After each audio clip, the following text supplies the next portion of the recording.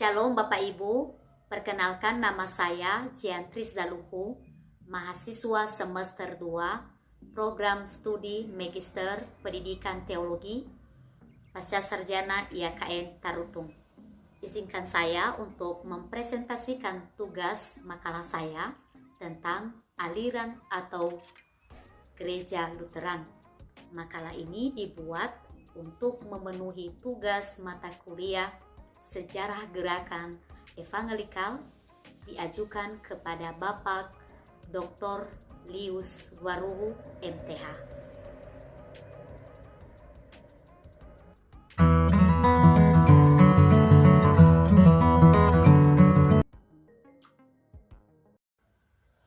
Pertama, pendahuluan. Berbicara mengenai pemberitaan Injil, ada berbagai aliran yang ikut terlibat di dalamnya. Salah satunya adalah aliran atau Gereja Lutheran. Penginjilan yang dilakukan sebagai suatu tindakan yang bersifat real, seseorang dalam menanggapi amanat agung Tuhan Yesus di dalam Matius 28 ayat 19 sampai 20. Sejak reformasi pada abad ke-16, gereja-gereja Protestan mengenal dan terbagi ke dalam berbagai aliran. Ada banyak denominasi atau aliran gereja dalam agama Kristen Protestan.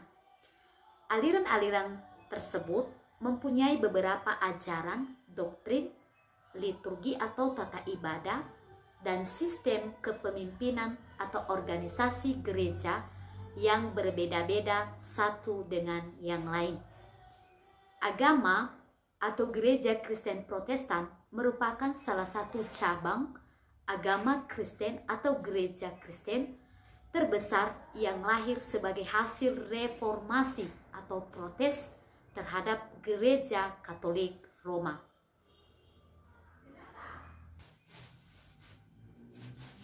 Gereja Protestan atau agama Kristen Protestan dimulai pada tahun 1517 saat Martin Luther, seorang tokoh gereja asal Jerman, melakukan protes terhadap gereja Katolik yang pada masa itu berada pada masa-masa kegelapan.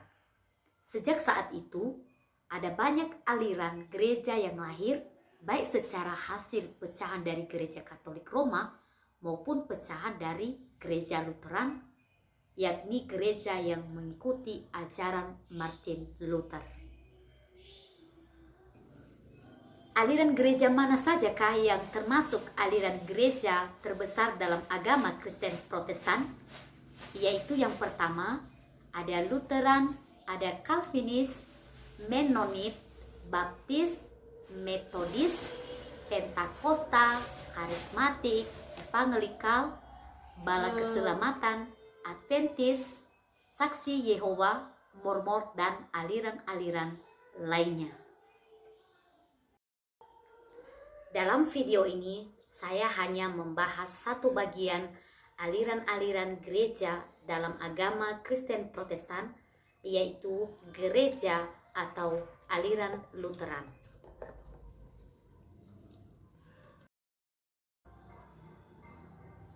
Lutheran adalah sebuah aliran dalam agama Kristen muncul setelah protes Martin Luther pada tahun 1517.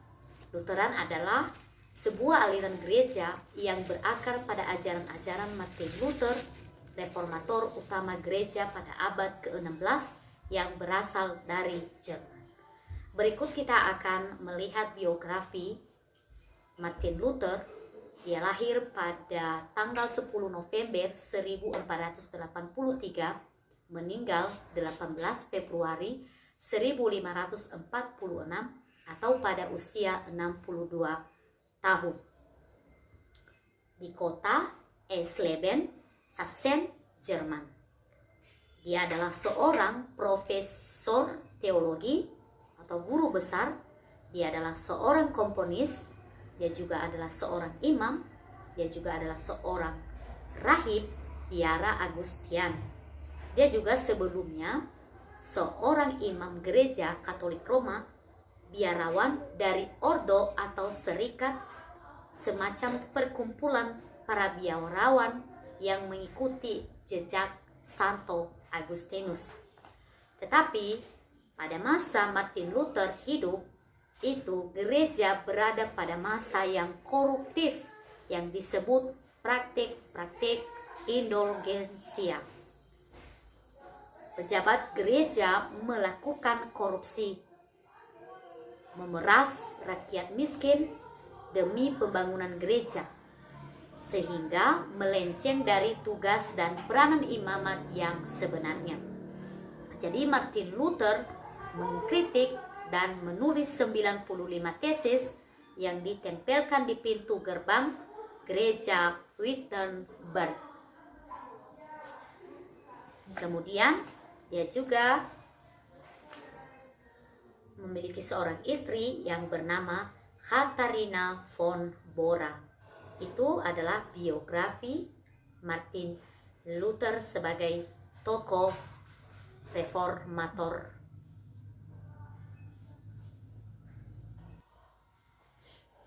Yang berikutnya, ketika kita mendengar kata gereja atau Protestan, kata ini berasal dari kata atau bahasa Latin, yaitu prostetare, artinya memprotes. Jadi Protestan merujuk pada umat Kristen yang menolak ajaran maupun otoritas gereja Katolik Roma. Gereja ini tidak mengakui kekuasaan tertinggi yang dipimpin oleh Paus yang ada di Roma. Kemudian kedua, selain Martin Luther, ada dua orang yang melakukan reformasi di kalangan Katolik, yakni Peter Waldo di Perancis di pertengahan abad ke-12 yang dikenal dengan sebutan gereja Waldensis, yang diambil dari nama Waldo, namanya sendiri. Dan selain itu juga Johannes Huss di Bohemia pada tahun 1369 sampai 1415. Dalam perjalanan waktu, para pengikut Johannes Huss kemudian bergabung dengan gereja Calvinis. Pokok berikutnya adalah latar belakang munculnya gereja Lutheran. Di sini kita akan melihat alasan pokok sehingga Martin Luther melakukan reformasi atau pembaharuan dalam tubuh gereja Katolik Roma. Alasan yang pertama adalah kemerosotan moral gereja pada abad ke-16. Kedua, kekuasaan paus atau supremasi yang otoriter dalam urusan gereja dan politik kenegaraan. Kenapa? Karena paus pada zaman itu atau pada abad ke-16 itu sangat berkuasa, sehingga mereka tidak hanya ikut campur dalam gereja, tetapi ikut campur dalam urusan politik kenegaraan. Bahkan keputusan-keputusan beberapa kaisar di Eropa itu turut melibatkan paus yang ada di Roma, Vatikan.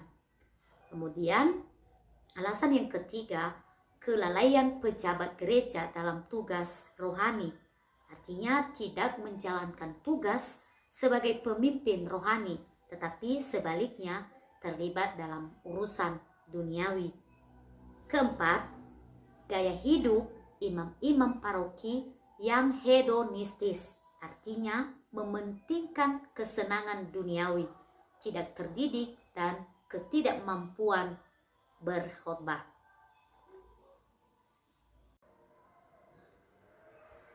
Alasan berikutnya adalah kemandulan teologi skolastik dan perdebatan aneka aliran teologis terhadap masalah dogmatis yang sepele.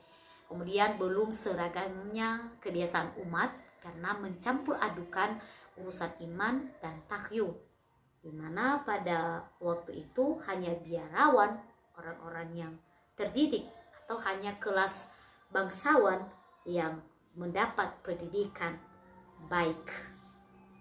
Kemudian praktik penjualaan indulgensi, yakni terhapusnya dosa dengan cara memberikan sejumlah uang di gereja.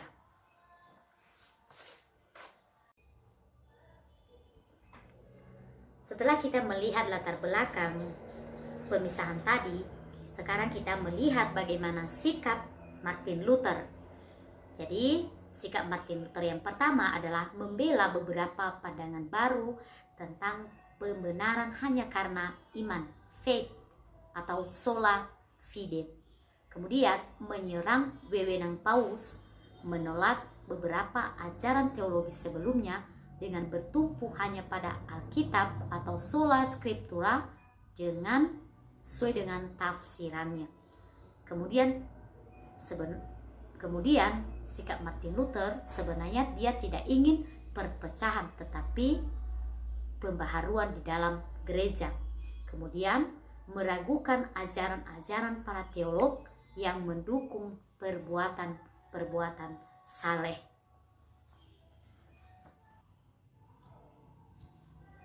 Sikap Martin Luther yang berikutnya adalah menolak praktik indulgensia, stipendium, misa arwah, sumbangan membangun gereja atau patung-patung penghias, pajak untuk Roma, ziarah, puasa, relikui, dan kaul-kaul karena tidak ditemukan di dalam Alkitab atau tidak alkitabiah, tidak bermanfaat untuk memperoleh keselamatan yang diperlukan hanya satu, yakni sola fide, hanya iman atau faith. Kemudian orang yang percaya dibenarkan Allah tanpa mengindahkan perbuatan baik manusia atau sola gratia, hanya karena anugerah. Kemudian Martin Luther juga menolak 7 sakramen. Bagi dia itu tidak penting. Kemudian dia menolak juga kehidupan selibat, khususnya bagi biarawan dan biarawati, di mana mengabdikan diri secara total untuk melayani Tuhan dengan melepaskan kehidupan berkeluarga, dan baginya ini juga tidak berguna dan hidup membiara tidak berarti. Dan semua ini hanya buatan Paus demi kuasa dan keuntungan.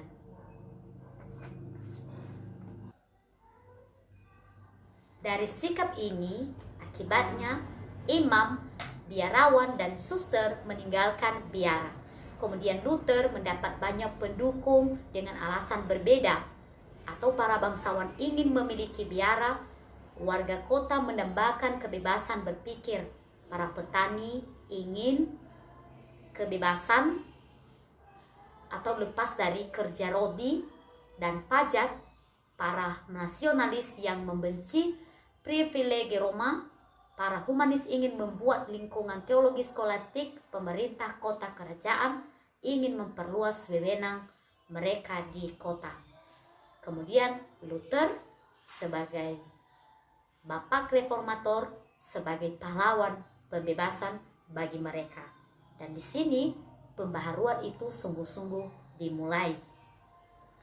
Kemudian berikutnya adalah diekskomunikasi. Artinya Gereja Katolik Roma secara ofisial adalah orang tersebut bukan lagi anggota sah dari Gereja Katolik Roma oleh Paus Leo X pada tahun 1520 dan pengucilan oleh Kaisar 1523. Kemudian Luther mulai menyerang umat yang setia kepada Paus. Tuntutannya semakin radikal. Kemudian juga persatuan gereja tidak lagi jadi solusi. Juga para bangsawan pendukung Luther karena milik gerejani yang mereka rampas tidak mau dikembalikan. Kemudian unsur keagamaan, politis dan pribadi di kedua belah pihak menyulitkan persatuan kembali. Kemudian reformasi selesai, umat terpecah-pecah ke dalam kelompok Katolik, Lutheran, Calvinis, Anglikan, dan lain sebagainya.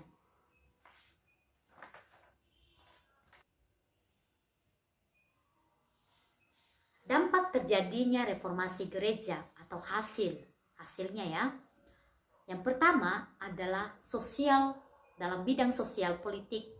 Munculnya negara-negara nasional kecil yang memisahkan diri dari kekuasaan Gereja Katolik Roma dan lembaga kepausan Roma.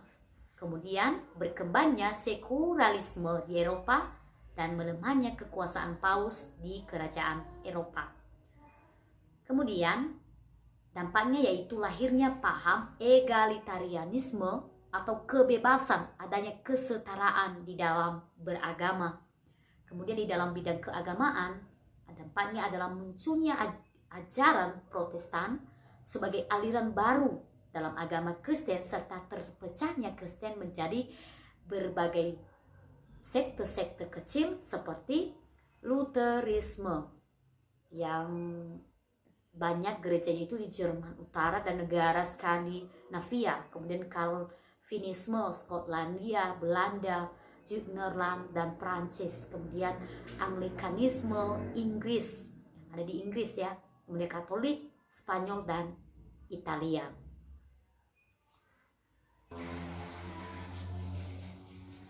Perkembangannya di Indonesia. Gereja aliran Lutheran pertama kali masuk ke Indonesia bersamaan dengan datangnya orang-orang Belanda atau VOC, yakni pada permulaan abad yang ke-17. Di antara para pegawai VOC ini ada banyak orang yang beraliran Lutheran, walaupun sangat sedikit, dan mereka inilah yang pertama kali mendirikan aliran Lutheran di Indonesia.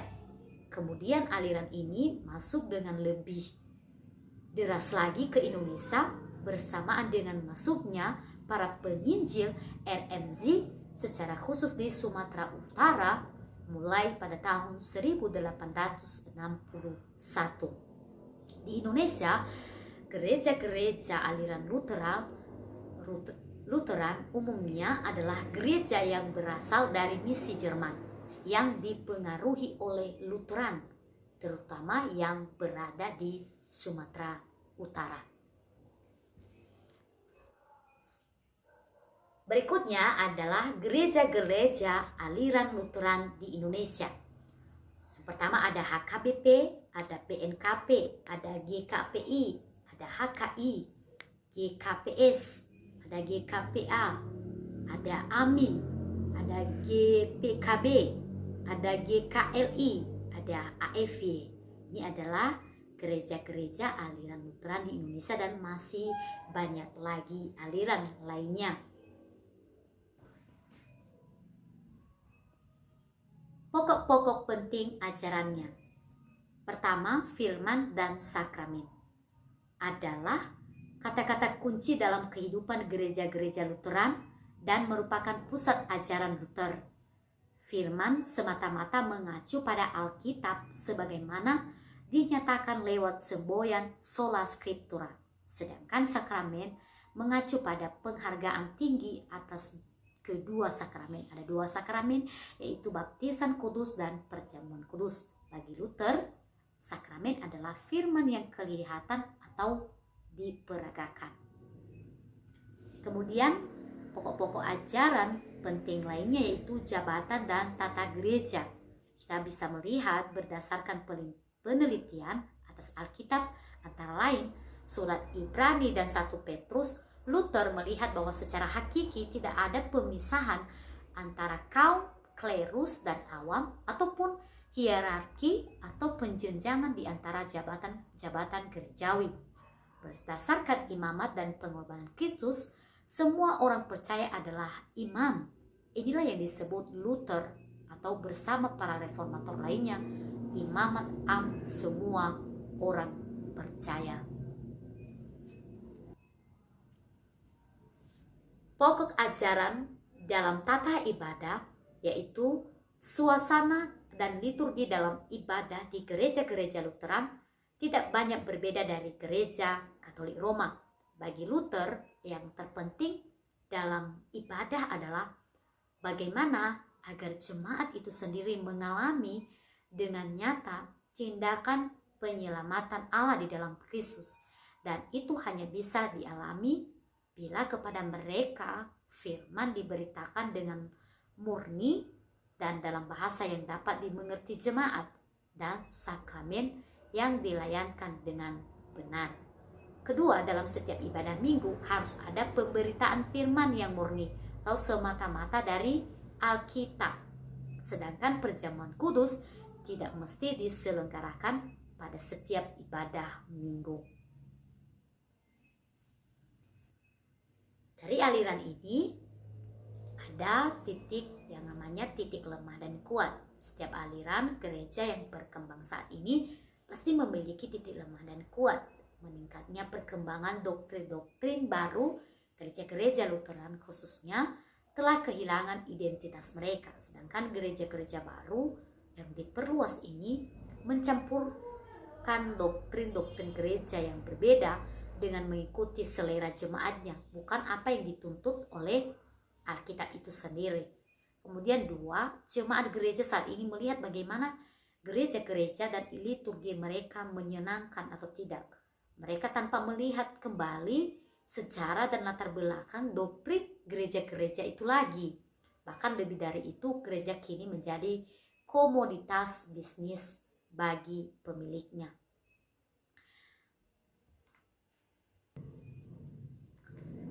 Jadi Bapak Ibu, dari presentasi saya ini, saya memberikan satu kesimpulan, yaitu sejak reformasi pada abad ke-16, gereja-gereja Protestan mengenal dan terbagi ke dalam berbagai aliran.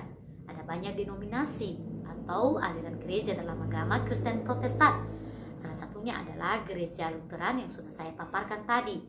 Gereja Lutheran mempunyai latar belakang dan sejarah yang panjang.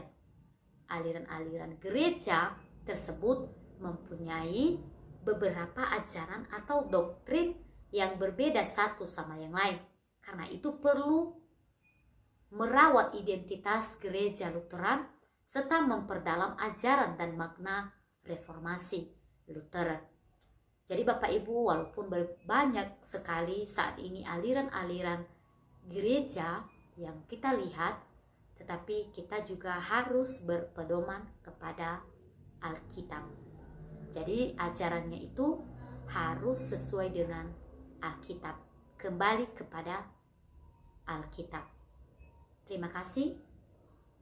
Tuhan memberkati kita. Kalau ada pertanyaan, saya persilakan kepada Bapak Ibu. Shalom.